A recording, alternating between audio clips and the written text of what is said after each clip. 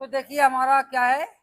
तो मान लीजिए एक रिएक्शन हमारी ऐसी है, ये आपका कैसा है, ये बैक का इस तरह से बना दिया, ये डबल बॉन्ड है और डबल बॉन्ड लगाने के बाद देखेंगे ऐसा बना हुआ है, जैसे ऐसा। और इसका रिएक्शन किससे कराया?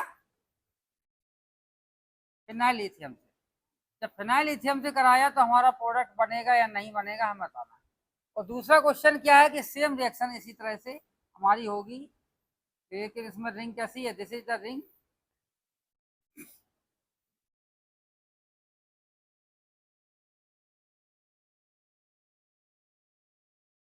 और इसका भी हमने किससे कराया? फिनाइल लिथियम से। किससे कराया?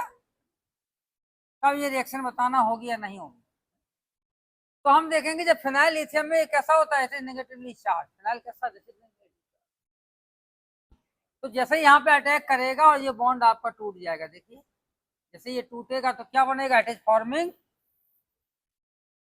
पीएच हो जाएगा, और दिस इज आपका ऐसा हो जाएगा। कैसा हो जाएगा बताते बताते अभी समझ में आ जाएगा। पीएच हो गया, और पीएच के बाद हम यहाँ से लगाएंगे दिस इज आपका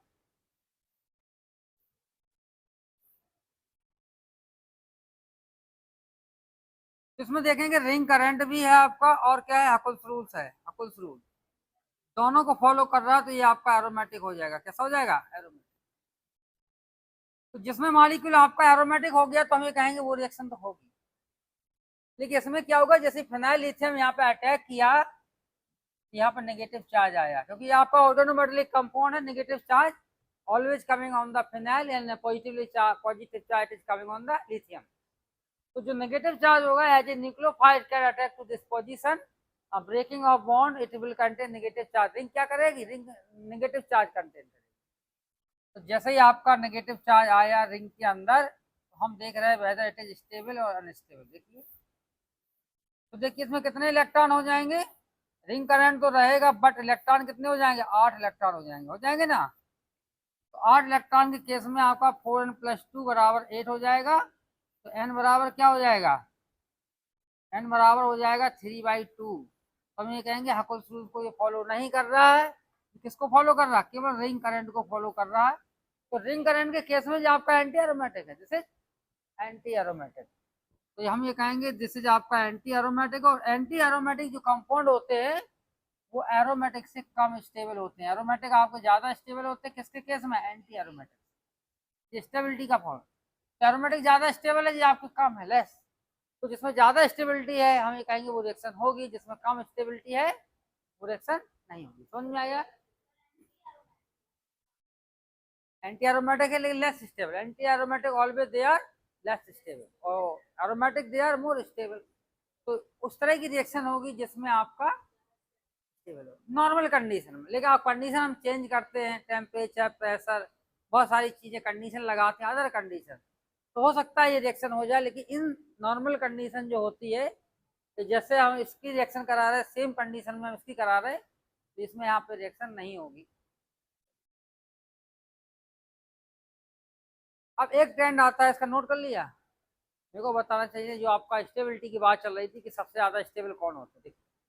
बाद में नोट कर लेना इसको, स्टेबिलिटी का सीक्वेंस बताते हैं। स्टेबिलिटी ट्रेंड, किसका स्टेबिलिटी ट्रेंड बताना है, हम यहाँ नेट से देख के बताते हैं। और stable then anti aromatic, anti aromatic से ज्यादा स्टेबल होगा। तो हम ये कहेंगे कि इसका जो ट्रेंड होगा वो ऐसा होगा। मैं लिखे दे रहा हूँ ट्रेंड, मैं लिखे दे रहा हूँ। सबसे ज्यादा स्टेबल जो मैं बता देता हूँ, तो स्टेबिलिटी का जो आपका सीक्वेंस हो जाएगा, स्टेबिलिटी स्टेबिलिटी किसका हो जाएगा? स्टेबिलिटी हम देखेंगे सबसे ज्यादा एरोमेटिक होंगे, क्या होंगे? एरोमेटिक। एरोमेटिक के बाद फिर आपके होमो एरोमेटिक, ठीक है ना। होमो एरोमेटिक, ये आपका क्वेश्चन आता है। और होमो एरोमेटिक, और होमो एरोमेटिक के बाद फिर क्या आएंगे? Non aromatic. नॉन एरोमेटिक, और नॉन एरोमेटिक के बाद आता है आपका एंटी एरोमेटिक।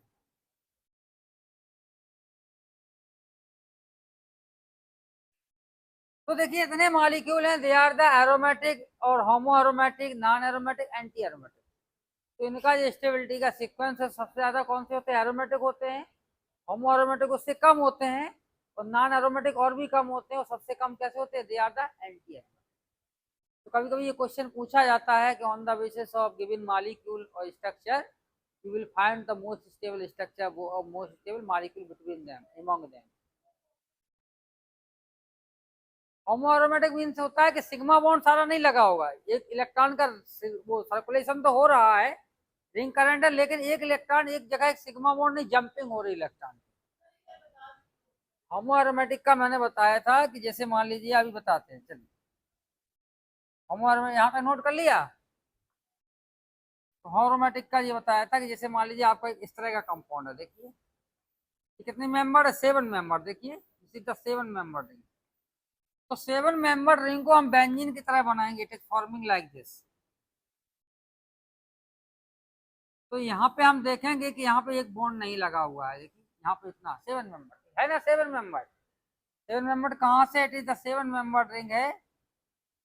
और जो बेंजीन रिंग होती है, जब बेंजीन की हम बात करेंगे तो बेंजीन में क्या होगा, this is the benzene ring. इसमें आपके कितने होते हैं, 6 कार्बन होते हैं, 3 पाई बॉन्ड होते हैं। इसको हम बनाएंगे तो it is forming like this, देखिए बनाएंगे ना, तो हम देखेंगे जी ऐसा बना हुआ है, ये ऐसा और ये ऐसा। देखिए बेंजीन रिंग में हम देख रहे हैं कि यहाँ पे सीधा सिग्मा बॉन्ड, लेकिन इनके बीच में यहाँ पे सिग्मा बॉन्ड नहीं है। जब मान लीजिए कहीं हम जा रहे हैं तेजी से, बीच में एक नदी पड़ती है, छोटा सा नहर पड़ता है, तो हमको तेजी से जा रहे हैं, हम जंप कर जाएंगे उसको, छोटा सा, तो यहाँ पे हम जंप कर जाएंगे तो हमारा जो सर्कुलेशन है वो रुकेगा नहीं, ठीक है, रुकेगा नहीं। तो रिंग करंट तो होगा, लेकिन इट इज अपना उतना स्पीड से नहीं होगा जितना in comparison to benzene ring.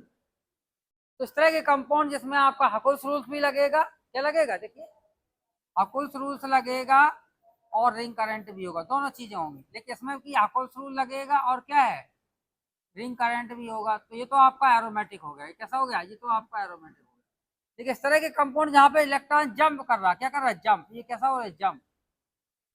तो जंपिंग के केस में ऐसा हो जाता है, ये आपका कैसा हो जाएगा, होमो एरोमेटिक। समझ में आ गया।